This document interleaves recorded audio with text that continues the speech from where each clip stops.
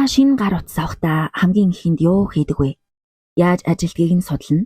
Тэсийг нь үзэж, ашиглах заавартай танилцаж байж, эвдрэхгүйгээр хэрэглэж эхэлдэг шүү дээ. Хэрв та өөр улс руу нүүвэл тэнд хөлөө олж амьдрахын тулд хэлийг нь сурч, соёл ба бичигдээгүй хуйлуудыг нь судалдаг. Гэтэл бид насан туршдаа тоолж баршгүй олон хүмүүсийн дунд амьдардаг мөртлөө хүн гэдэг амьтны зан аашны тогтолцоо, харилцааг яг яаж ажилтгийг огт судалж, суралцаж байгаагүй. Амьдралдаа та хэдэн удаа өөрөөсөө ингэж асууж исэн бэ?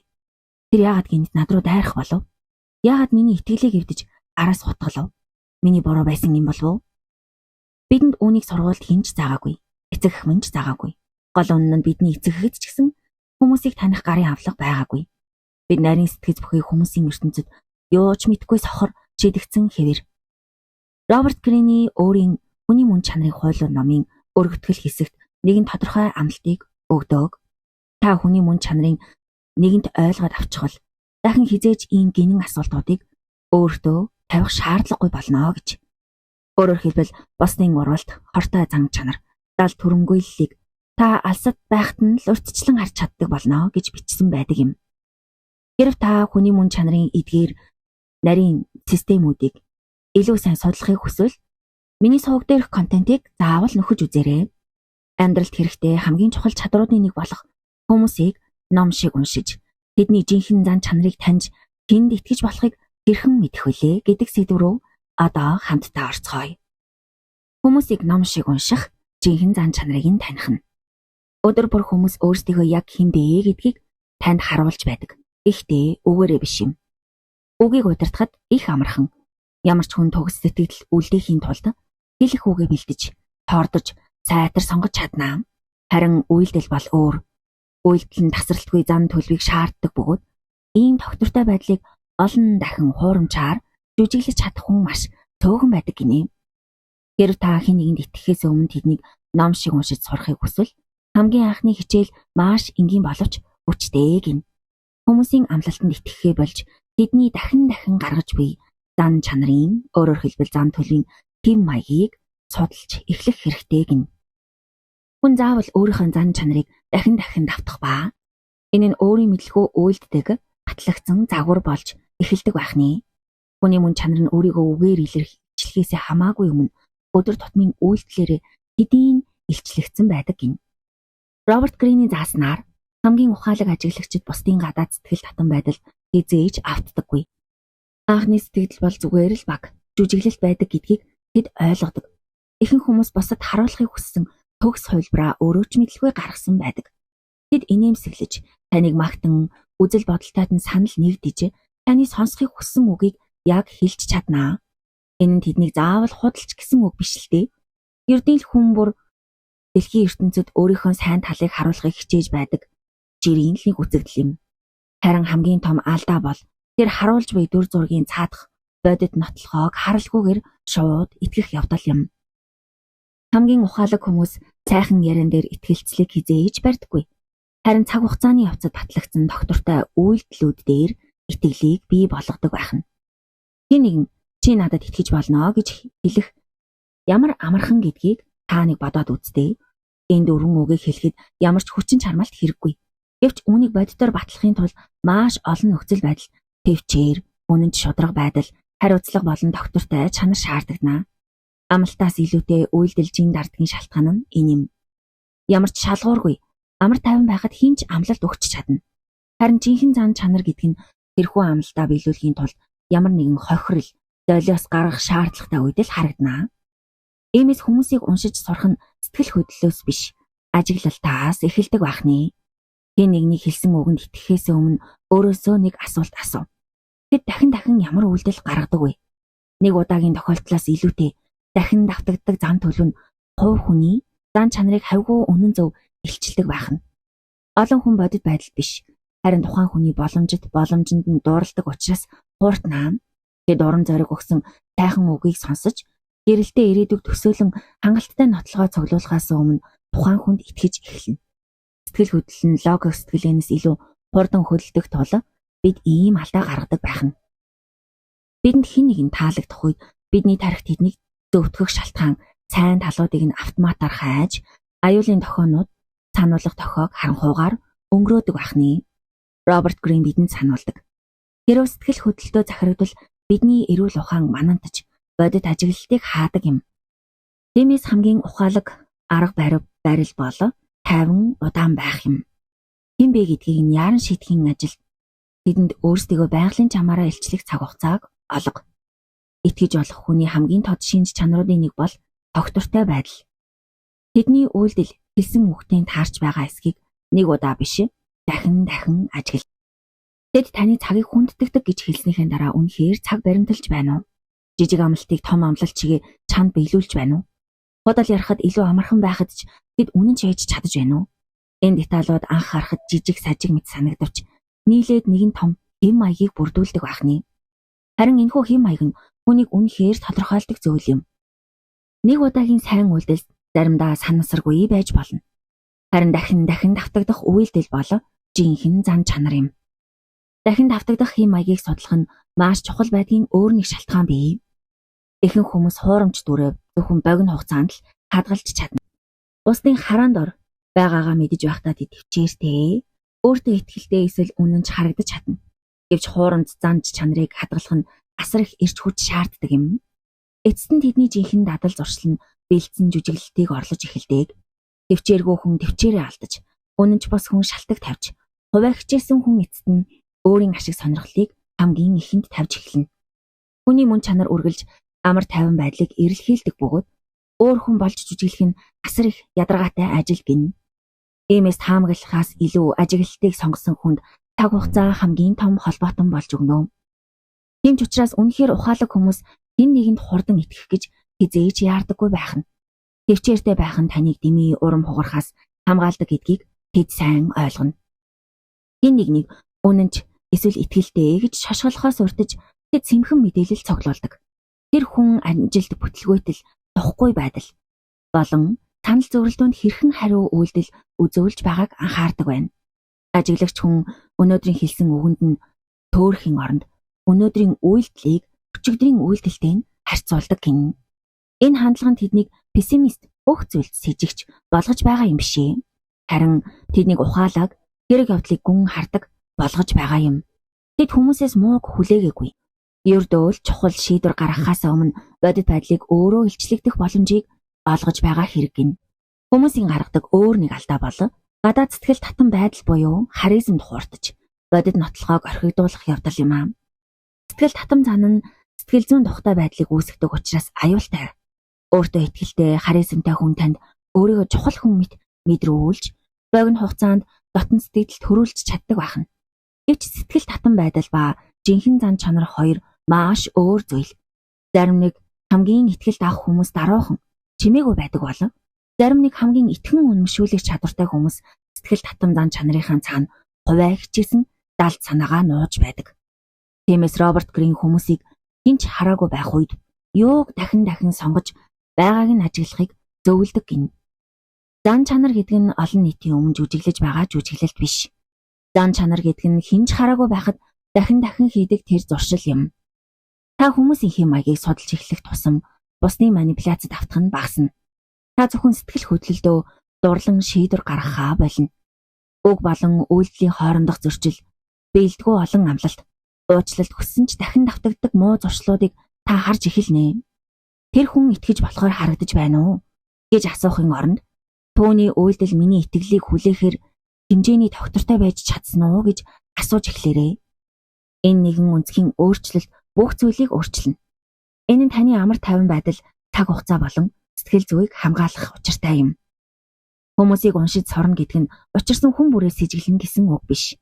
Харин үнэн өөрөө ил гарахад хангалттай төвчээртэй байж сурахыг хэлнэ. Хүн бүр өдөр тутмын үйлдэлээрээ сэжүүр үлдээж байдаг. Зарим нь үнэнч байдлыг, зарим нь худал хуурамгийг, зарим нь жудагтай чанарыг, зарим нь докторгүй байдлыг илчилдэг. Ялгаа нь тэдний хэлж байгаа зүйл биш юм аа. Харин тэдний дахин хийж байгаа үйлдэлд оршино.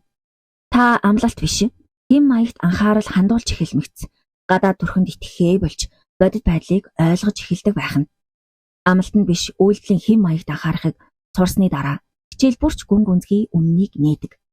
Хэрв та хэн нэгний жинхэнэ зан чанарыг мэдхийг хүсвэл тэдэнд юу ч өгч чадахгүй, ашиг ашиг тусгүй хүмүүст хэрхэн хандаж байгааг нь ажиглаад үз. Сайхан өгсөд хуурдагдхаа болж доктортой хэм маяг төвлөрч сурсны дараах энэ алхам нь хүмүүсийг бүр ч илүү наривчлалтай унших боломжийг олгодог байх нэ. Хэн нэгэнд итгэхээс өмнө тэднийг ном шиг уншихыг хүсвэл зөвхөн танд хэрхэн хандаж байгааг анхаарахаа болох хэрэгтэй гин. Үүний оронд тэдэнд юу ч өгч чадахгүй ашиг тусгүй хүмүүс тэд хэрхэн хандаж байгааг маш анхааралтай ажигла. Энэ л зэгт хүмүүсийн баг нь хуулан унана. Ихэнх хүмүүс өөрт нь хэрэгтэй ашиг тустай хүмүүст байгалийн замаар сайн ханддаг юм. Тэд нөлөө бүхий хүмүүст ээлдэг. Мундаг хүмүүст долгоноор амьдралд нь ашиг тус хүрэх хүмүүст хүнд итгэлтэй ханддаг. Харин жинхэнэ зан чанар гэдэг нь юу ч хожих боломжгүй үед ил гардаг бахнэ. Тэр хүний нийгмийн байр суурь, хөрөнгө мөнгө, нэр хүндэд юугаарч тусалж чадахгүй хүнд хэрхэн хандаж байгаа нь 100 удаагийн ярианаас илүү зүйлийг танд хэлж өгөх болно. Хүний мөн чанар өдөр тутмын энгийн агшнуудад өөрийгөө гайхалтайгаар илчилдэг байна. Олон хүмүүс сонгосон үгсийнхээ цаана жинхэнэ зан чанараа нууж чадна гэж боддог ч эцэст нь зуршил нь тэдний зорилгоос илүү чанга ярьж өгдөг. Зөөгч буруу хоол авчирч өгөхөд тэр хүн хэрхэн ярьж байгааг ажигла.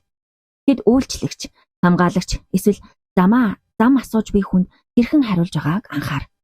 Өндөр настай хүмүүс, хүүхдүүд эсвэл өөрт нь ямар ч эрх мэдэл байхгүй хамтран ажиллагчдаа хэрхэн хандаж байгааг нь хар. Ийм харилцаанууд бэлдсэн жүжиглэлт байх нь ховор.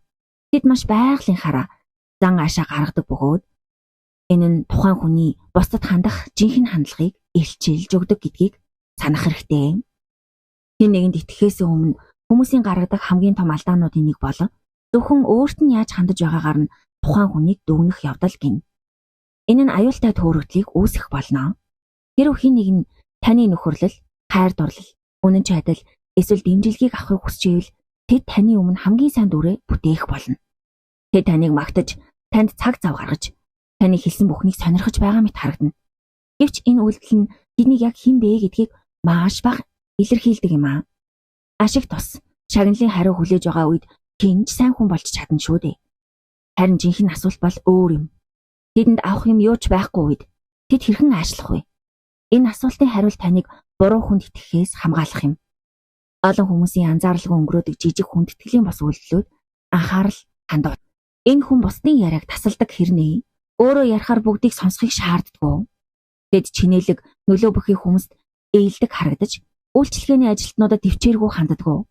Тэд зөвхөн хин нэгэн харж байхад л инэрэнгүй зан гаргаж байна уу? Эдгээр деталууд жижиг мэт санагдвч нийлээд нэгэн хэм маягийг бүрдүүлдэг юм. Хэрв та хүний зан төлийг ажигласнаас нэг зүйлийг сурч авсан бол дахин давтагдах хэм маяг нь ганц нэг тохиолдлоос үргэлж илүү үннийг хэлнэ. Зан чанарыг ажиглах өөр нэг хүчтэй орчин байхгүй байгаа хүмүүсийн тухай тэд хэрхэн ярьж байгааг ажиглах юм. Энгийн ярианы үеэр анхааралтай сонс. Хэрв тухайн хүн найз нөхдийн араас үргэлж муулж, хувийн мэдээллийг нь тарааж, эсвэл бусдыг доромжлон баясаж байвал өөрөөсөө нэг чухал асуулт асуув. Хэрв тэд өнөөдөр бусдын тухай ингэж ярьж байгаа юм бол маргааш таны тухай ингэж ярихад юу тэднийг зогсоох вэ?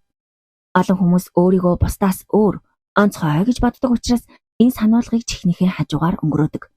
Тэгвэл харамсалтай нь хүний зан төлөв үргэлж тогтвортой байдаг юм. Бусдын итгэлийг дахин эвддэг хүн хаашаа ч очсон тэр зуршлаа дахин давтгал болно. Хүмүүс маш бага хэмжээний эрх мэдэлтэй болохдоо хэрхэн хариу үйлдэл үзүүлж байгааг мөн анхаар. Эрх мэдэл нь хүний нуугдмал чанаруудыг илчлэх ховор чадвартай зүйл юм. Эрх мэдэл авангууд ичхүүргүй, дээрэнгүй болж байгаа хүн танд зан чанарын чухал талыг харуулж байна л гэсэн үг.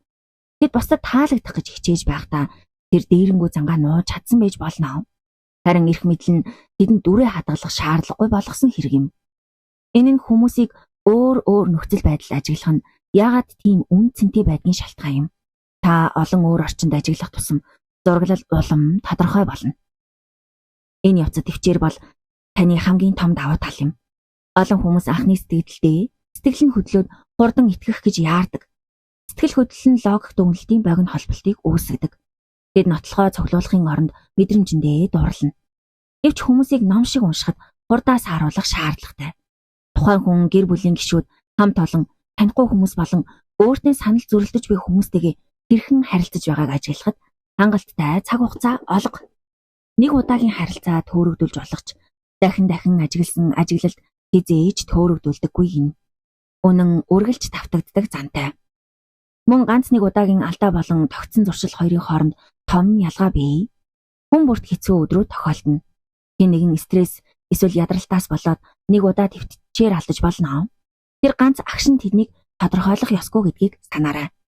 Үүний оронд тэр үйлдэл нь буцаад давтагдж байна уу гэж өөрөөсөө асуу. Энэрнгүү зан нь тэдний хэвийн зуршлоо. Эсвэл зүгээр хаяа нэг үзүүлдэг жүжиглэлт үү? Хүндэтгэл нь тэдний зан чанарын нэг хэсэг үү?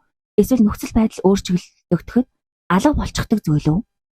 Төр зургийн сэтгэл хөдлөлийг байнгын зан чанараас дааглаж сурах нь хэн нэгэнд итгэхээс өмнө эзэмшиж болох хамгийн том ур чадваруудын нэг юм шүү. Үнэхээр жуудагтай зарчимтай хүмүүс өөрийнх нь өмнө хэн зогсож байгаагаас үл хамаарч үн цэнээ өөрчилдөггүй. Тэд амжилттай хүмүүсийг хүндэлдэгч өөрт нь ямар ч ашиг тусгүй хүмүүсийг яг адилхан хүндэтгэж чаддаг юм. Тэдний энэрэнгүй зан сонгомл биш юм. Тэдний шударга байдал нөхцөлтэй биш. Тэд маш том удирдагчтай ярьж байсан ч танихгүй нэгэнтэй ярьж байсан ч зан чанар нь доктортой хэвээр байдаг байх нэ. Энэхүү доктортой байдал нь тухайн хүн таны итгэлийг хүлээхэд тохирох хүн гэдгийн хамгийн хүчтэй шинжүүдийн нэг юм. Тэдэнд авах юм юу ч байхгүй. Хүмүүст хэрхэн хандаж байгааг та төдий чинээ сайн ажиглах тусам та сэтгэл татам зан, нийгмийн байр суурь, эсвэл гадаад өнгөнд хуурдах нь багасах болно. Та чамин ярианд үндэслэж шийдвэр гаргахаа болж харж болох бодит нотлохоо найдаж эхэлнэ. Цаг хугацааны явцад та итгэлцэл шаардлагатай болохоос хавьгүй өмнө зан чанарыг таньж мэдэх чадвартай болно. Энэ ганц зуршил нь таны амар тайван байдал, харилцаа болон ирээдүйг тань тоолж баршгүй олон урам хугалтаас хамгаалах юм шүү. Хүмүүсийг бусдад хэрхэн хандаж байгаагаар дүгнэж сурсны дараагийн хичээл болон тэдний сэтгэл хөдлөлийн хариу үйлдэлүүд нь сайтар бэлдсэн үгсээрээ нуухыг хичээж буй далд санааг хэрхэн илчилдэг тухай юм. Та одоо үйлдэлүүд өвнөөс илүү чухал болохыг мөн өөрт нь ашиг тусгай хүмүүст хэрхэн хандаж байгаа нь тэдний жинхэнэ зан чанарыг илчилдэг болохыг мэдэж авлаа. Гэвч хүмүүсийн анзааралгүй өнгөрөөдөг хүний мөн чанарын өөр нэг гүн үе шат бий. Гэрэв та хин нэгэнд итгэхээс өмнө тэднийг үнэхээр ном шиг уншихыг хүсвэл сайтар бэлдсэн тайлбарыг нь сонсохын оронд тэдний сэтгэл хөдлөлийн хариу үйлдэлийг цодолж сур. Сэтгэл хөдлөлийг удирдах нь үгийг удирдахаас хавгүй хэцүү байдаг гин. Хүн далд санаагаа инэмсэглэлийн цаана нууж болох ч сэтгэл хөдлөл нь тэднийг нуухыг хичээж байгаа зүйлийг хөвчлэн илчилж байдаг байх нэ. Хамгийн ухаалаг ажиглагчид хүмүүсийн хамгийн хүчтэй сэтгэл хөдлөл нь хөвчлэн тэдний хамгийн гүнзгий далд санааг илчилдэг гэдгийг сайн мэддэг гин. Ихэнх хүмүүс зөв зүйлийг ярьж сурахын тулд олон жилиг зарцуулдаг. Тэд хэрхэн өөртөө итгэлтэй, үнэнч, шударга, халамжтай, сонсогдохоо сайн мэддэгч сэтгэл хөдлөлөө үргэлж бэлдсэн зохиолын дагуу явуулж чаддаггүй байх нэ. Хин нэгэн атаархаж, аюул занал хийлэл мэдэрч, хөөгдөж, ичиж, эсвэл өөртөө эргэлзэж эхлэх үед тэдний жинхэнэ зан чанар хоромхон зуурд гал шиг дүрлцэн ил гарч ирдэг байх нь. Гэрэв та зөвхөн хэлж буй үгийг нь сонсож байвал эдгээр агшнуудыг анзааралгүй өнгөрөхөд маш амархан. Харин өөр сэтгэл хөдлөлийн нөхцөлд тэд хэрхэн хариу үйлдэл үзүүлж байгааг ажиглаж эхэлбэл та тэдэнд итгэхээс өмнө тэд яг хэн бэ гэдгийг илчлэх хэм маягийг анзаарч эхлэх болно. Өөр нэг хүн амжилтанд хүрэх үед тэр хүн хэрхэн хариу үйлдэл үзүүлж байгааг маш анхааралтай ажигла. Энэ бол хүний мөн чанар руу өнгөдөг хамгийн тод цонхнуудын нэг юм аа. Өөртөө итгэлтэй хүн бусдын амжилтанд өөрийнх нь орон зай багслаа гэж бодохгүйгээр чин сэтгэлээсээ баярлаж чаддаг гин. Бусдын амжилт тэдний үнцэнд занал хийлдэггүй учраас тэд чин сэтгэлийн баяр хүргэдэг.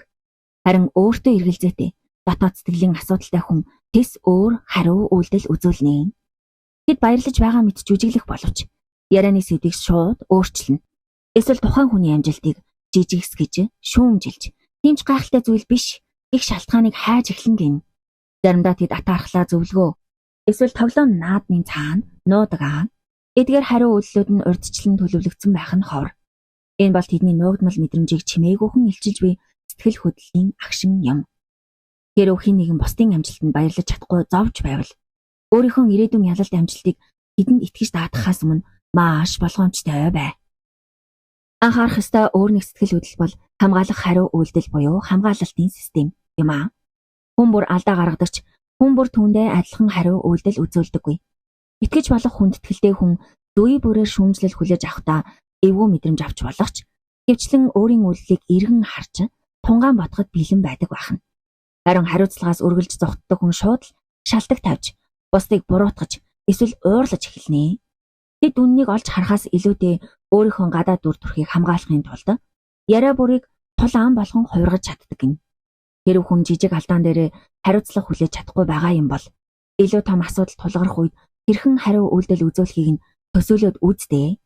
Тэдний сэтгэл хөдлөлийн хариу үйлдэл нь хизээж үгээрээ хэлэхгүй тэр үннийг хэдийн танд хэлээд өчгсөн юм аа. Мөн хүмүүсийн урам хуурах үеийг хэрхэн давж байгааг ажиглаарай гэсэн байна. Төлөвлөгөө өөрчлөгдөж, хүлээл бүтлгүүтэж амьдрал шударга бас болох үе бий. Эдгээр агшнууд нь сэтгэл зүйн тухтай байдлыг авч хаян жинхэнэ сэтгэл зүйн сахилах батыг илчилнэ. Бүх зүйл тэдний хүснээр болохгүй байхад ч тэр хүн хүндэтгэлтэй хэвээр үлддэггүй. Эсвэл шууд бүдүүлэг, төвчээргүй дайсагнсан нэгэн болж хуурч байна уу? Бухимдах төдийд зан чанар нь бүрэн өөрчлөгдөх хүн танд маш чухал зүйлийг харуулж өгч байгаа шүү. Тэдний сайн зан нь зөвхөн амьдрал тухтай амар хэлбэр байх үед л оршин тогтнодог байж болно. Жинхэнэ зан чанар гэдэг нь тухтай байдал алга болох үед л нүдэнд харагдаж эхлэх юм. Атаархал бол далд санааг чимээгүйхэн илчилдэг өөр нэг сэтгэл хөдлөл юм аа. Олон хүмүүс атаархлыг үргэлж ил тод, уур хилэнгээр илэрдэг гэж боддогч ихэнхдээ маш нарийн даалт хэлбэрээр илэрнэ. Атаархуу хүн өөрийгөө бусдад үргэлж харьцуулж байдаг. Тэд найз нөхдөө дэмжихийн оронд тэдэнтэй сэмхэн өрсөлдөнө. Тэд таныг амжилтанд хүрсний дараа хүндэрх юм уу? Эсвэл амьдралтай сайн сайхан зүйл тохиолдсны дараа шууд л таны сул талуудыг зааж эхэлж магадгүй юм. Эдгээр сэтгэл хөдлөлийн өөрчлөлтүүд бол маш үн цэнтэй мэдээлэл. Таныг тухгүй болгож байна гэд эдгээрийг анзаарахгүй өнгөрөөхийн оронд тэднээс суралцах хэрэгтэй. Хүмүүсийг уншина гэдэг нь тэдний эргэн тойронд нөхцөл байдал өөрчлөгдөх үед тэдний дотоод сэтгэлд юу өөрчлөгдөж байгааг ажиглахыг хэлэх юм аа. Түүнчлэн хэн нэгэн нөхцөл байдлыг хяналтандаа байлгаж чадхаа болох үед хэрхэн хариу үйлдэл үзүүлж байгааг ажиглах нь асар их ухаан юм. Зарим хүмүүс тайван байж шийдэл хайна. Харин бусд нь шууд л манипуляц хийж, дайрч, эсвэл сэтгэл хөдлөлийн хувьд тааварлашгүй болдог. Эдгээр хариу үйлдэлүүд санамсаргүй зүйл биш гин. Эдгээр нь тэр хүн ачаалал, тодорхойгүй байдал бухимдлыг хэрхэн даван туулдгийг илчилж байгаа юм аа. Бидний зорилго бол сэтгэл хөдлөл гаргасныхын төлөө хэн нэгнийг шүүх биш юм аа. Хүн бүр айдас, гуниг урам хугаралтыг мэдэрнэ. Ялгаа нь тэд эдгээр сэтгэл хөдлөлөө хэрхэн удирдах байгааг оршин гин. Сэтгэл зүйн төлөвшил бол хэн нэгэн таны итгэлийг хүлээхэд тохирох хүн гэдгийн хамгийн хүчтэй шинжүүдийн нэг юм. Хэд ихт ойлгонох, хөөргөх магтаалаас тусгаалan болгоомжлох хэрэгтэй. Чин сэтгэлийн талархал байгалийн бөгөөд тодорхой зүйлд чиглэсэн байдаг. Харин манипуляц хийсэн магтаал өргөлж давтагдсан, хэтрүүлэгтэй, яг цагаа олсон мэт байдаг гин. Зарим хүмүүс өөрийн хүссэн зүйлийг асуухаас өмнө таны хамгаалтыг буулгахын тулд магтаалыг ашиглана. Тэд таны хүсэл сонирхлыг судалж, таны сонсохыг хүссэн зүйлийг яг хэлж, шууд татамссан мэт төөрөгдлийг үүсгэдэг гин. Хэрв та зөвхөн магтаалыг нь сонсоод байвал түүний цаадах даалт санааг анзаарахгүй өнгөрч магадгүй шүү. Магтаалд сохроор дасаж татагдахын оронд магтаал сарниж алга болсны дараа ч тухайн хүний үйлдэл хэлсэн үгтийн таарч байгаа эсхийг өөрөөсөө нэг асуугаад үзээрэй. Хүмүүсийн гаргадаг хамгийн том алдааны нэг бол бусдын сэтгэл хөдлөлийг ойлгохыг хичээхдээ өөрсдөө сэтгэл хөдлөлөөрөө хариу үйлдэл үзүүлэх явдал гин. Хэрв та хэд хурдан гомдож, хэд хурдан хөөрч, эсвэл сэтгэл зүйн хувьд хэд хурдан тасаж татагдвал таны өөрийн мэдрэмж таны ажиглалтанд саад болж эхэлнэ гин. Хүмүүсийг уншиж сурахад төвчээр болон сэтгэл хөдлөлийн хяналт хэрэгтэй. Шууд шүүж, эсвэл итгэхийн оронд зүгээр л ажигла. Сэтгэл хөдлөлийн хариу үйлдэлүүд цаг хугацааны явцад дахин давтагдах боломжийг олго. Нэг удаагийн тусгаарлагдсан агшин бүх түүхийг нэг мөсөн хэлж чадахгүй. Харин дахин давтагддаг сэтгэл хөдлөлийн хэм маяг өөргөлж, үннийг хэлчилдэг юм. Зорилго бол учирсан хүн бүрээ сэжиглэх явдал биш гэдгийг дахин сануулъя. Зорилго бол итгэлээ өгөхөөс өмнө жинхэнэ зан чанарыг таних хэмжээний анхааралтай, ухаалаг байх явдал юм. Хүмүүс бүрэн нууж чаддгүй сэтгэл хөдлөлүүдээрээ өөрсдийгөө тасралтгүй илчилж байдаг. Баяр баясгалан, атаархал, талархал, уур хилэн, өөртөө эргэлзэх байдал, даруй зан инэрэнгуй чанар бүгд өдөр тутмын үйлдэл дээр тодорхой мөр үлдээнэ. Та эдгээр сэтгэл хөдлөлийн хэм маягийг төдий чинээ сайн ажиглах тусам амьдралдаа хэнийг үлдээх ёстой вэ гэдгийг төдий чинээ үнэн зөв ойлгох болно. Сэтгэл хөдлөлийн хариу үйлдэл нь далд санааг хэрхэн илчилдэг болохыг сурч авсны дараагийн хичээл нь Яагаад хамгийн ухаалаг хүмүүс итгэлийг хизээч зүгээр өгдөггүй вэ гэдгийг ойлгоход туслах юм. Тэд бусдад алхам малхмаар баг багаар итгэлийг олж авах боломжийг олгодог. Итгэл хөдлөлийн хариу үйлдэл далд санааг хэрхэн илчлэг болохыг ойлгосон бол дараагийн хичээл нь амьдралынхаа харилцаа бүрийг бий болгох үнцгийг тань бүрэн өөрчлөх болно. Хэрв та хинэгэнд итгэхээс өмнө тэднийг үнэхээр ном шиг уншихыг хүсвэл итгэлийг хизээч нэг мөсөн бүү өгөөрэй. Итгэл бол зүгээр л тухайн хүн ээлдэг, өөртөө итгэлтэй, эсвэл итгүүлэн үнэмшүүлэн чадаж байгаад нь зориулж өгдөг бэлэг байх ёсгүй юм. Энэ бол цаг хугацааны явцад батлагдсан маш тогтвортой үйлдэлээр олж авдаг зүйл байх ёстой юм. Хамгийн ухаалаг хүмүүс итгэлцэл гэдэг нь ганцхан агшинд биш, харин үе шаттайгаар бий болдог зүйл гэдгийг сайн ойлгодог байх нь. Тэд хэдэн удаагийн таатай ярианы дараа хэн нэгнийг өөрийн амжилт, амьдралдаа бүрэн нэвтрэх хэрэгтэй гэж үздэггүй. Үүний оронд тэд хүмүүст дахин давтагдах сонголтуудаар өөрийгөө харуулах боломжийг чимээгүйхэн олгодог. Олон хүмүүс араараа хутгалуулж хуурцсан мэт санагддаг хамгийн том шалтгаан нь тэд тав тухтай байдлыг итгэлцэлтэй эндүрдэгт оршдог юм. Тэд хин нэгэнтэй хідэн цагийг хөвгчлөлтэй өнгөрүүлж, сэтгэл зүйн хувьд холбогдсон мэт мэдэрч, өөрийгөө үнэнч найз эсвэл гэж болох хамтрагчаа оллоо гэж эхэлдэг байх нь. Гэвч тав тухтай байдал бол нотлохоо биш. Догтлол бол нотлохоо биш юм. Тимийн урвал харилцан таталцалч бас нотлохоо биш юм аа. Эдгээр мэдрэмжүүд нь тухайн хүний жинхэнэ зан чанар ил гарахаас хавьгүй өмнө бий болж болдог. Хүний мөн чанар тодорхой байдалд дуртай тул олон хүмүүс хангалттай мэдээлэл цуглуулахаас өмнө шийдвэр гаргах гэж яардаг байх нь. Тэд найдаж болох бүхнээ олсон гэж итгэхийг хүсдэг. Харамсалтай нь ажиглалтан дээр биш. Харин ердийн гойд найдварт суурилсан итгэлцэл хөвчлэн урам хугарахад хүргэдэг юм аа. Таны сонирхлыг шууд хуваалцаж, үзэл бодолтойд нь санал нэгдэж, таныг ойлгосон мэт санагдуулдаг нэгэнтэй уулзлаа гэж бодъё. Тэр харилцаанд сэтгэл хангалуун байх нь байгалийн зүйл. Гэвч би энэ хүнд таалагдж байна уу гэж асуухын оронд илүү чухал асуултыг асуув.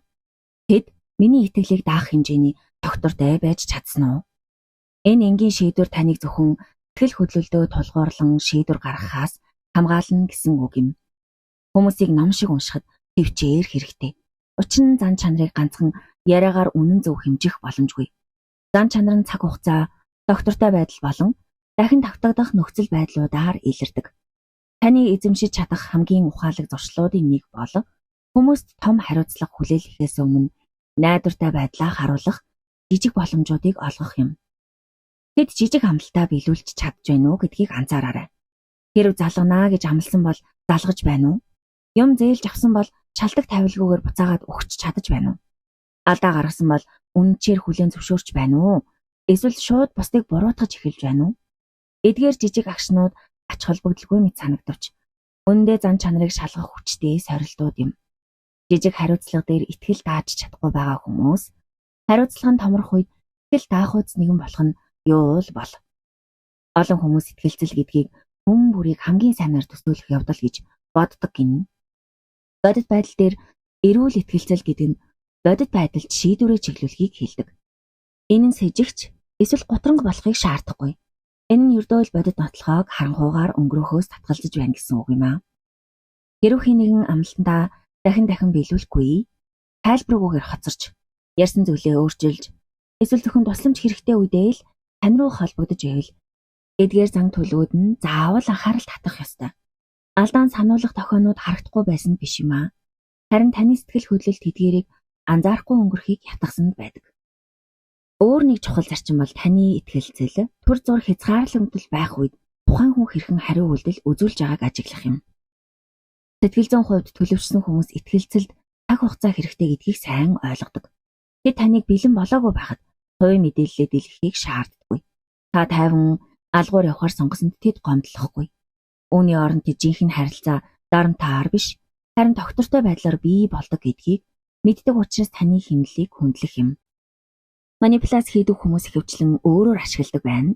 Тэд шууд л дотн байдлыг үүсгэхийг хичээж, хувийн нарийн зүйлсээ хэд хурдан хуваалцахыг шаардах, эсвэл болгоомжтой байсныхын төлөө таныг буруутай мэдрэмж төрүүлнэ. Тэдний зорилго бол зан чанарыг нь үнэн зөв дүгнэх, хангалттай мэдээлэл цуглуулахаас өмнө таны хамгаалтыг буулгах явдал гин. Мөн эдгээр хүмүүс Та харилцаагаа жоохон л холдуулахад танд уурлаж, өшөрхөж, гомдож эхэлдэг ахны. Өөр нөхцөл байдал тухайн хүний үйлдэл доктортой хэвээр байж чадаж байна уу гэдэгт анхаарлаа чиглүүлээрэй. Бүх зүйл сайн байх үед итгэлтэй хүн шиг харагдах амархан гин. Гэхдээ төлөвлөгөө өөрчлөгдөх, санал зөрөлдөөн гарах, эсвэл амлалтаа биелүүлэх нь тэдэнд тухгүй болох үед юу болох вэ? Жинхэнэ зан чанар энэ л цагт харагдана. Итгэж болох хүмүүс өөрт нь хохиролтой байсан ч шударга байдлаа хадгалж чаддаг.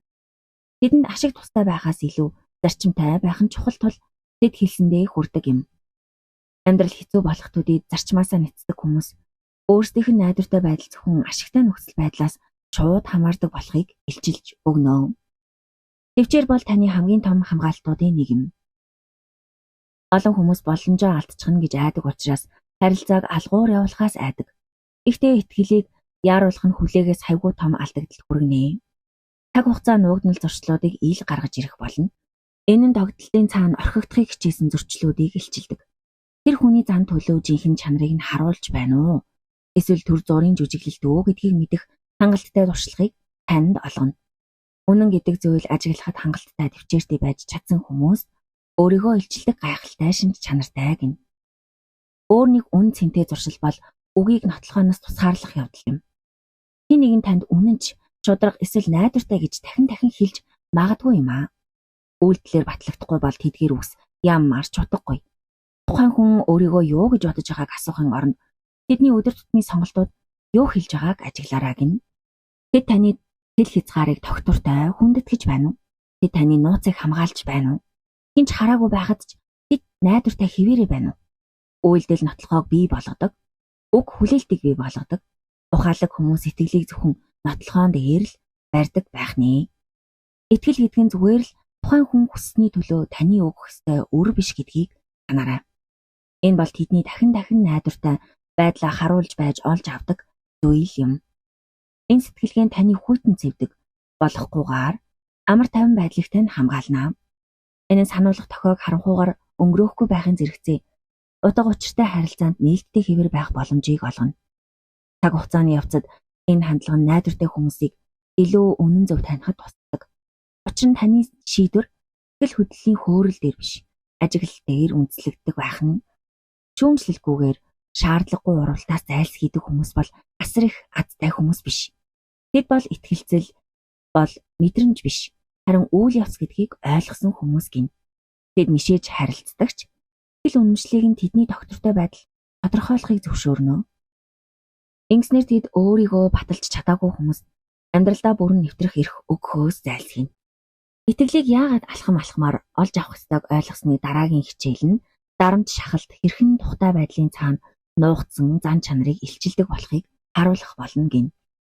Та одоо амлалтанд биш гэм маягт анхаарах, өөрт нь ашиг тусгүй хүмүүст хэрхэн хандаж байгааг ажиглах, сэтгэл хөдлөлийн хариу үйлдэлийн цаад ухыг ойлгох, мөн итгэлийг хэд хурдан өгөхийн оронд цаг хугацааны явцад олж болох боломжийн турч авлаа. Гэвч хүний жинхэнэ зан чанарыг босод бүх зүйлээс илүү хурдан илчилдэг нэгэн хичээл дахиад үлджээ. Хэрв та хийнэгэнд итгэхээс өмнө тэднийг үнэхээр ном шиг уншихыг хүсвэл амьдрал тэднийг дарамт шахалтанд оруулах үед юу хийхийг нь ажиглаарай гэсэн байна. Тав тухтай байдал нь хүмүүст гадаад дүрээ хадгалах боломжийг олгодог. Дарамт шахалт нь тэрхүү хиймэл гадаад дүр төрхийг хуулан хайдаг. Нөхцөл байдал хэцүү болох үед хүний сайтар бэлдэж удирдах байсан гадаад дүр төрх нь замхарч дотроо үргэлж тээж явсан жинхэнэ зан чанар нь ил гардаг байх нь. Бүх зүйл төлөвлөгөөний дагуу явж байхад хинч тайван төвчээртэй харагдаж чадна. Амьдрал тухтай байхад инээмсэглэхэд амархан. Хүсэл бүхэн биелж байхад ээлдэг байхад амархан. Гэвч хүлээлт үүсгэсэн зүйл нь бүтлгүйтэх үед хүний мөн чанар өөрчлөгдөнө. Боломж хойшлогдох, санал зөрөлдөх, хувийн бүтлгүйтэл тулгарах, эсвэл гинтийн саад бэрхшээл гарч ирэх нь амар тайван үед нуугдаж байсан чанаруудыг маш хурдан илчилж өгдөг байна. Тиймээс ухаалаг ажиглагчид хин нэгнийг зөвхөн амьдралд нь амар хэлбэр байх үед ямар байгаагаар нь хизээж дүгнэж шийддэггүй. Амьдрал хэцүү болох үед тэр хүн хэн болж хувирахыг хүчээртэйгээр хараарай гэсэн байна. Хин нэгэн хүссэн зүйлээ авчиж чадахгүй байх үедээ хэрхэн хариу үйлдэл үзүүлж агаад та анхаарлаа маш сайн хандуулах хэрэгтэй. Энэ агшин ихэнхдээ олон жилийн таатай ярианаас илүү үннийг хэлжилдэг. Тэд үгүй гэдэг үгийг сонссныхаа дараач хүндэтгэлтэй хэвээр байна уу? Эсвэл тэдний хандлага гинэт хүйтэн төвчээргүй манипуляц хийсэн шинжтэй болж байна уу? Зарим хүмүүс өхөн хүсэл нь биелж байх үед л сайн хүн мэт харагданаа. Бодит байдал тэднийг гонсоолох төдийд тэдний зан төлөв бүрэн өөрчлөгддөг. Тэдний үзүүлж байсан сайн зан нь зан чанарт нь биш. Харин тухайн байдалд нь үндэслэгдэж байсан тул тэд өөрсдийгөө хамгаалж, бусдыг хянаж, хүндэтгэлгүй аашилж эхэлдэг гин. Энэ ялгааг таньж сурах нь амьдрал тухгүй болох төдийд зарчим нь алга болдог хүмүүст итгэхээс таныг хамгаалах юм. Хөдөлгөөйтөл бол зан чанарын өөр нэг хүчтэй шалгуур юм. Хүн бүр давтагдчихгүй хүчин зүйл, уналттай тулгардагч. Хүн бүр сэтгэл зүйн хувьд адил төлөвшөлтэйгээр хариу үйлдэл үзүүлдэггүй гин. Зарим хүмүүс хариуцлага хүлээж алдаанаасаа суралцаж, бусдыг буруутгалгүйгээр урагш шалгаж чадна. Харин бусд нь шууд л шалтак хайж эхэлнэ. Тэд тулгарсан асуудал бүрдээ нөхцөл байдал, хамтран ажиллагсад, найз нөхөд эсвэл бүр танихгүй хүмүүсийг буруутгана. Тэр өхин нэгэн жижиг бүтлгүүтлийн үед хариуцлага хүлээхээс татгалзаж байгаа бол илүү том сорилттой тулгархтаа яаж ажиллахыг нь та нэг төсөөлөд үзтээ. Тэдний хариу үйлдэл нь хариуцлагатай байдал. Тэдний зан чанарын нэг хэсэг үү? Эсвэл зүгээр л бусдаас шаарддаг зүйл үү гэдгийг тэдийг харуулж байна. Бусдын амжилт ч гэсэн бүтлгүүтэлтэй адил зан чанарыг тод илчилж чаддаг байх нь. Олон хүмүүс хэцүү цаг үед зан чанарыг илчилдэг гэж боддог ч амжилт ч бас адилхан нөлөөлнө гинэ. Хэн нэгэн хүлээн зөвшөөрөгдөх, эрх мэдэл эсвэл нөлөө авсныхаа дараа хэрхэн ажиллаж байгааг ажиглаарай. Тэд даруухан хүндэтгэлтэй хэвээр байна уу? Эсвэл гинт бусдыг өөрөөсөө дор мэтэр харьцаж эхэлж байна уу? Эрх мэдлэн тэгшэрхтэй байх үед нуугдж байсан хандлагуудыг ил гаргах гайхалтай чадвар гин. Эрх мэдэл авах төдий дээрэнгүй болж буй хүн тэдэнд даруй чанар хизээж гүн сууж байгаагүй танд харуулж байна. Бид ердөөл жинхэнэ өөрийгөө харуулах боломжийг хүлээж байжээ. Зөрчил, санал, зөрөлдөөн бол жинхэнэ зан чанарыг нуух боломжгүй болгодог өөр нэг агшин юм. Харилцаа бүрт санал зөрөлдөөн заавал тохиолдно. Асуудал нь зөрчил гарах уу гэдэгт биш. Харин тухайн хүн үүнийг хэрхэн шийдвэрлэхийг сонгож байгаад оршноо. Тэд санал зөрөлдөөлж байсан ч төвчээртэй сонсож байна уу? Тэд яриа бүрт ялах гэж хичээхэн оронд шийдэл хайхад бэлэн байна уу? Эсвэл тэд шууд тань руу дарч, доромжилж, манипуляц хийж, эсвэл харилцагаас татгалзаж байна уу? Хүмүүсийг ном шиг уншихад эдгээр агшинд маш анхааралтай байх шаардлагатай. Учир нь зөрчил нь сэтгэл хөдлөлийн муу зуршлуудыг нуудаг тухтай байдлыг авч хаях болно. Санал зөрөлдөөний үед ч хүндэтгэлтэй хэвээр үлддэг хүн анхаарах ёстой сэтгэл зүйн төлөвшлийн түвшинг харуулж байгаа юм аа. Хүмүүс гинтийн стресс, ачааллд орсон үедээ хэрхэн хариу үйлдэл үзүүлж байгааг ажигла. Төлөвлөгөө гинт өөрчлөгдөж, чухал боломж алга болж, эсвэл гинтийн таагүй явдал тэдний өдрийг боснуулж магадгүй. Эдгээр нөхцөл байдал ихэвчлэн сануулгагүйгээр тохиолддог тул төгс хариу үйлдэл бэлдэх цаг зав гарахгүй. Тийм ч учраас эдгээр нь маш их зүйлийг илчилнэ. Тайван замаар зогсож чаддаг хүн сэтгэл зүйн сахилга батыг харуулна.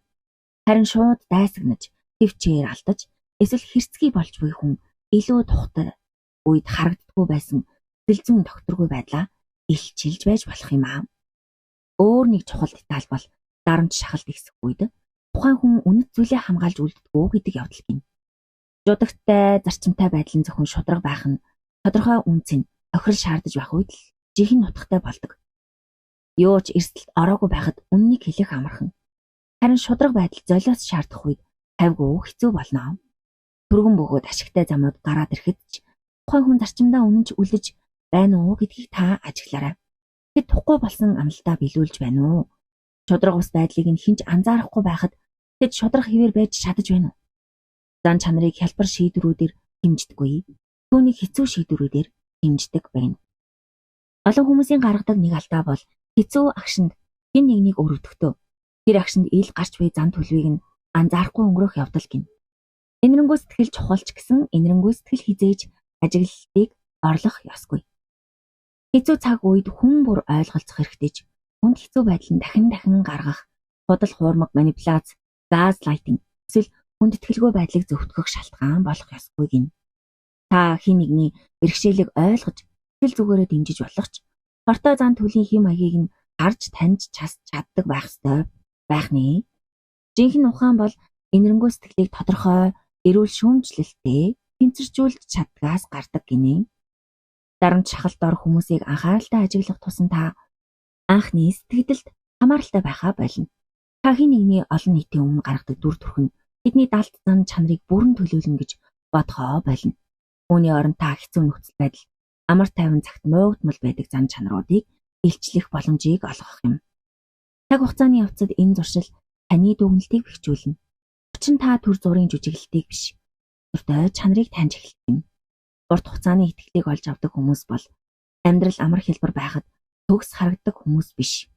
Тэд бол сорилт, тулгархад шудраг, санал зөрөлдөхөд хүндэтгэлтэй, ухамдах үед төвчээртэй, хөдөлгөөх үед хариуцлагатай үлддэг хүмүүс гин.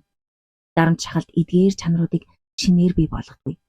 Энэ нь ердөө анханасаа тэдэнд тийм чанар байсан уу гэдгийг илчилж өгдөг байх нь. Та гадаа төрхөөс цааш харж, дарамт доорх зан төлөвт анхаарал зааж эхэлмэгц. Маш цөөхөн хүний эзэмшдэг тэрхүү гүн үнцгийн өнцгөр хүмүүсийг ойлгож эхлэх юм аа. Дарамт шахалт хүний жинхэнэ зан чанарыг хэрхэн илчилдгийг сурч авсныхаа дараа эцсийн хичээл нь яагаад сэтгэлзэн хувь тасарч татагдахаас өмнө ажиглалтыг чухалчлах нь таны итгэлийг хамгаалах болон амьдралдаа ухаалаг шийдвэр гаргах хамгийн дээд түлхүүр болохыг харуулах болно. Одоо хүртэл таны сурч мэдсэн бүх зүйл хичээл бүрийг нэгтгэдэг нэгэн эцсийн зарчим руу хөтлөх болно. Та амлалтанд биш хэм маягт анхаарах, өөрт нь ашиггүй хүмүүст хэрхэн хандаж байгааг ажиглах, сэтгэл хөдлөлийн хариу үйлдэлийн цаад утгыг ойлгох, итгэлийг баг багаар олж авах боломж олгох. Мөн дарамт шахалт жинхэнэ зан чанарыг хэрхэн илчилдгийг нээж авлаа. Гэвч ажиглаж дуусгаасаа өмнө сэтгэлзэн хувьд хэд хурдан тасаж татагдвал эдгээр чадваруудын аль нь ч таныг хамгаалж чадахгүй юм. Хэрв та хэнийг итгэхээс өмнө тэднийг үнэхээр ном шиг уншихыг хүсвэл хамгийн ихэнд ажиглаж дараа нь сэтгэл зүгээ зориулах ур чадварт суралцах хэрэгтэй гин. Энэ ганц зуршил нь дахин урам хугардаг хүмүүсийг амьдралдаа нэвтрүүлэх харилцаандаа ухаалаг шийдвэр гаргадаг хүмүүсээс тусгаарлаж чаднаа. Хүний мөн чанар байгалийн чамаараа харилцаа холбоог эрэлхийлж байдаг. Бид бүгдээрээ ойлгогдож, хүлээн зөвшөөрөгдөж үнэлэгдэхийг хүсдэг. Энэхүү хүслээс болоод сэтгэл хөдлөл хөвчлэн эрүүл төгөлтөөс хавьгүй хурдан хөдөлж, төрүүлж ажилдаг гинэ. Хэн нэгэн таны амьдралд орж ирж, зөв үгсийг хэлж, ижил сонирхлыг хуваалцаж, таныг чухал нэгэн мэтээр мэдрүүлнэ. Богино хугацааны дотор та урт хугацааны нөхөрлөл, амжилттай хамтрал, эсвэл гүн харилцааг төсөөлж эхэлнэ. Хангалттай нотлохоо цуглуулахаас өмнө сэтгэл зүйн холбоо өснө ториндог байна. Тэрхүү татагдал бий болсны дараа нэгэн аюултай зүйл тохиолдно. Та тухайн хүнийг яг байгаагаар нь харахын оронд өөрийнхөө байлгахыг хүсэж буй төсөөллөөрөө харж эхэлдэг явдал юм. Найдвар ба төсөөлөл нь ажиглалтыг алгуур орлож, доогох сэтгэлгээний эргэлзэх байсан сонголтуудыг сэтгэл хөдлөл нь өгөөмрөөр хамгаалж эхэлнэ. Тиймээс төвчээр бол асар том ухаарлуудын нэг юм. Төвчээр нь бодит байдалд өөрийгөө илчлэх хангалттай цаг хугацааг олгоно. Энэ нь өнөөдрийн гайхалтай зан төлөв, маргаашийн доктортой зуршил болж байна уу? Эсвэл догтлол алга болоход зүгээр л замхан арилж байна уу гэдгийг харах боломжийг танд олгоно. Олон хүмүүс төвчээрийг эргэлзээ, дотор муутай байдалдаа эндүрдэгч тэд асар өөр зүйлс юм аа. Эргэлзээ айдснаас гардаг гин. Төвчээр сахилга батаас гарна. Төвчээртэй ажиглагч харилцаа үүсгэхээс айхгүй. Тэд ердөө л дараалалтай, алгуур бий болгосон хилцэл нь хурдан бий болсноос хавьгүй хүчтэй гэдгийг л ойлгодог юм. Сэтгэл зүйн төлөвчлийн хамгийн тод шинжүүдийн нэг бол хэд хурдан тасал болохгүйгээр тониуч хэвээр үлдэх чадвар гин. Хин нэгнийг шууд итгэж болохоор хүн гэж шийдэхийн оронд өөрөөсөө асуултууд асуугаарай. Цаг хугацааны явцад тэд хэрхэн айшилж байгаа вэ? Тэдний үйлдэл хэлсэн үгтийг таарсан хэвээрээ байгаа юу? Тэд өөр орчинд доктортой байж чадаж байгаа юу? Тэд хэл хязгаарыг гомдолгүйгээр хүндэтгэж байна уу? Асуулт бүрийн хариулт таны уншиж буй номын өөр нэг хуудас байна. Эцэст нь тэдгээр хуудасууд нэгэн бүрэн зураглалыг бүрдүүлдэг юм. Тэр хүн өөрийгөө хэн бэ гэдгийг танд хэлэх шаардлагагүй юм. Учир нь тэдний үйлдэл тэр асуултанд хэдийнэ хариулчихсан юм аа. Анир чимээгүй байдал ч гэсэн таны хамгийн том зэвсгүүдийн нэг болно. Ихэнх хүмүүс бусдыг уншихын тулд эц төгсгөлгүй асуулт асуух хэрэгтэй гэж боддог ч анхааралтай ажиглалт нь хөвчлэн ярианаас хавгүй илүү зүйлийг илчилж өгнө. Та бага ярьж илүү их ажиглах үедээ ердийн үед анзаарагдахгүй байсан деталуудыг анзаарч эхэлнэ. Та тухгүй агшнууд дах биеийн хилэмжийг ажиглана. Тухайн хүн сонсож байна уу? Эсвэл яриаг тасралтгүй тасалж байна уу гэдгийг анзаар. Тэд өөр бүлэг хүмүүсийн дунд шал өөр болж байгааг та таньж чадна. Эдгээр чимээгүй ажиглалтууд нь ямар ч итгүүлэн үнэмшүүлэх үгс орлож чадшгүй гүн ойлголтыг бий болгож өгөх юм. Олон хүмүүсийн гаргадаг өөр нэг алдаа бол сэтгэл хөдлөлийн эрч хүчийг жинхэнэ харилцаа холбоотой эндүүрэх явдал гинэ. Маш хурдан хөгжиж буй сэтгэл хөдлөл тогтлон сэтгэл төрүүлж болох ч зөвхөн тогтол нь итгэлцлийн суурь болох ёсгүй гэдгийг анхаараарай. Манипуляц хийдэг хүмүүс ихэвчлэн шууд л татан байдлыг үүсгэдэг. Учир нь сэтгэл зүйн тасалт нь эрүүл ажиглалтыг сулруулдаг гэдгийг тэд дотроо маш сайн мэддэг байна. Тэд хувийн нууцаа хэд хурдан ярихыг танаас шаардаж, хэдхэн хоногийн дотор насан туршийн үнэнч байдлыг амлаж, бие биенээ насан туршдаа мэддэг байсан мэт төөрөгдлийг үүсгэдэг гин. Хэрв та догтлолыг ажиглалтаас дээр тавьбал зөвхөн цаг хугацааны явцад тодорхой болох сануулгах тохиолнуудыг орхигдуулж магадгүй юм. Хурдаас хааруулж сурах нь хэн нэгний жинхэнэ зан чанар ил гарахаас өмнө сэтгэл зүгээрээ хэд гүн орхоос таныг хамгаалах юм аа. Таны өөрийн сэтгэл хөдлөл хүмүүсийг дүгнэх дүгнэлтэнд тань хэрхэн нөлөөлж байгааг анзаараарай. Ганцаардал, догтлол, бишрэл, найдвар бүгд бодит байдлыг мушгин гуйвуулж гажуудуулж чадна. Бид хэн нэгнийг итгэж болохоор хүн байгаасай гэж туйлбартаагаар хүсэх үедээ эсэргээрээ болохыг сануулгах нотлохоонуудын байгалийн жамаар анзаарахгүй өнгөрдөг. Тиймээс өөрийгөө ухамсарлах нь бусдыг ойлгохтой адил чухал юм. Хүмүүсийг уншиж сурах нь хамгийн ихэнд өөрийн сэтгэл хөдлөлөө удирдахаас эхэлнэ. Таны бодол санаа төдий чинээ тайван байх тусам таны дүгнэлт төдий чинээ тодорхой байна. Сэтгэл зүйн сахилга батна танд яаралгүйгээр ажиглах, сэжиглэхгүйгээр асуулт асуух, гинэн харахгүй болохгүйгээр итгэх боломжийг олгоно. Өөрийгөө ухамсарлан ойлгох тал дээр миний контентоос үзхийг хүсвэл энэ видеоны доор сэтгэл хэсэгт үргэлжлүүлээрэй гэдэг мессеж үлдээгээрэй.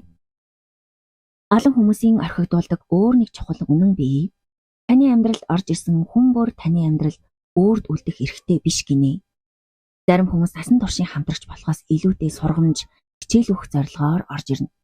Энэ бодит байдлыг хүлээн зөвшөөрөх нь ажиглалт хийхийг хавьгүй хялбар болгодог. Учир нь та харилцаа бүрийг илүү гүнзгий, зөөл болгон албадах шаардлагагүй болно. Та хүмүүст өөрсдөө таны амьдрал үнэхээр харьяалагдах хүн үү гэдгийг илчлэх боломжийг олгоход тухтай болдог. Шодрог хүндэтгэлтэй, даруй ба жудагтай чанарыг доктортой харуулдаг хүмүүс таны итгэлийг байгалийн чамаар олж авна. Харин дахин докторгүй байдлаа илчилдэг хүмүүс буюу нэг сайхан болоод нэг муухай олох, нэг хайрлаад нэг үзен ядах их мэтэр докторгүй байдлаа илчилдэг хүмүүс ямар ч илүү дутуу драм үүсгэлгүйгээр тэмээгүйхэн таны сонголтоос хасагддаг гин. Зориг бол сэтгэл зүйн хувьд хүйтэн цэвдэг эсвэл бусдад итгэдэггүй нэгэн болох явдал биш. Та амар тайван байдлаа хадгалахын хажуугаар дулаан сэтгэлтэй хэвээр үлдэж чадна. Та тодорхой нотлохоог харанхуугаар өнгөрөөхгүйгээр хүмүүсийн сайн сайханд итгэж чадна. Та итгэлийг шууд биш, байгалийн чамаар хөгжих боломжийг олгохын хажуугаар ээлдэг чанарыг үзүүлж чадна. Энэхүү тэнцвэр нь харилцааг илүү эрүүл болгодог. Учир нь тэдгээр нь төсөөлөл дээр биш, бодит байдал дээр бий болдог учраас гин. Та сэтгэл зүйн хувьд дасаж татагдахаасаа өмнө ажиглалтыг чухалжилж сурахдаа гадаад өнгөнөөс цааш харж жинхэнэ чанарыг таньж эхэлнэ. Та сэтгэл татан байдал, нийгмийн байр суурь, өөртөө итгэлтэй байдал эсвэл сайхан үгсэнд амархан автхаа болно. Үүний оронд та доктортой байдал, даруй зан, сэтгэл зүйн төлөвшил болон жудагтай чанарыг үнэлдэг болно. Учир нь эдгээр чанарууд цаг хугацааны шалгуурыг даван туулж үлддэг юм. Таны итгэлийг үнэхээр хүлээх эрхтэй хүмүүс таны төвчээрээс хизээж айхгүй. Үнэндээ тэд үүнийг чинь хүндэтгэх болно. Учир нь тэд жинхэнэ зан чанарт нуух зүйл байдаггүй гэдгийг ойлгодог юм. Уралдаас хамгаалах хамгийн том хамгаалалт бол учирсан хүн бүрээ сэжиглэх явдал биш юм аа. Энэ нь өөрийн бүрэн итгэлийг өгөхөөс өмнө хүмүүст өөрийгөө илчлэх боломж олгох хэмжээний ухаалаг байх явдал гин. Энэ зуршлыг эзэмшсэн цагт та илүү сайн шийдвэр гаргаж, илүү хүчтэй харилцааг бий болгож, зан чанарт биш, гадаад дүр төрхөнд итгэснээс үүсдэг олон урам хугаралтаас зайлсхийж чадах юм. Энэ хүртэл сонссон та бүхэндээ маш их баярлалаа.